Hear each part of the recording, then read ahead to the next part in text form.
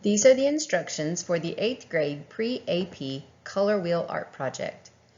We will use what we learned during the previous unit about color theory to create a piece of art containing a color wheel. I will create a color wheel that includes primary colors, secondary colors, tertiary colors, the tints, tones, and shades of each color. I will also either label the colors or create a map key designating primary, secondary, and tertiary colors, complementary color scheme, analogous color scheme, and monochromatic color scheme. For this project, the must-haves are a sketch, rough draft, or in-process photograph.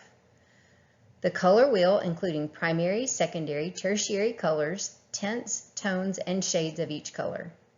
Primary, secondary, and tertiary colors, complementary color scheme, analogous color scheme, and monochromatic color scheme should be labeled or explained in a map key.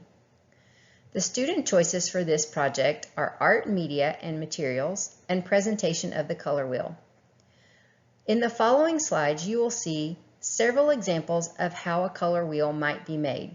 Please keep in mind that each of these examples is there just to get you thinking creatively. Many of them do not have all of the elements that are must-haves for the 8th grade Pre-AP project. The rubric used for evaluation will be as follows: 10 points for in-process proof, 25 points for map key color theory labels, 50 points for the color wheel with required elements, and 15 points for craftsmanship. One of the requirements of this project is that you submit an in-process example of your artwork. This could be a sketch or rough draft showing your planning process. It could also be a photograph of your artwork taken some time before it has been completed, such as this example. This is an example of how this project might be completed using the PowerPoint skills we learned last week. The map key is included on the same page as the artwork, but it doesn't have to be. It could be on a separate page. One of the student choices for this project is how the color wheel and color theory information is presented. In these first few examples, the color wheel is the main focus of the artwork and the colors are labeled on the color wheel itself.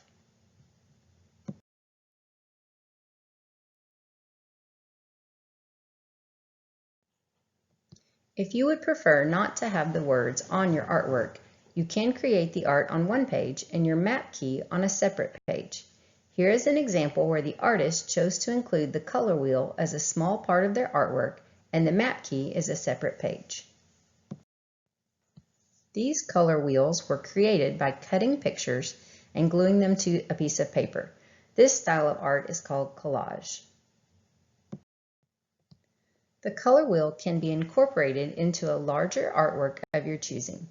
You will see several ideas of how to do this on this slide and those that follow. However, I don't want you to feel like you are limited to these ideas.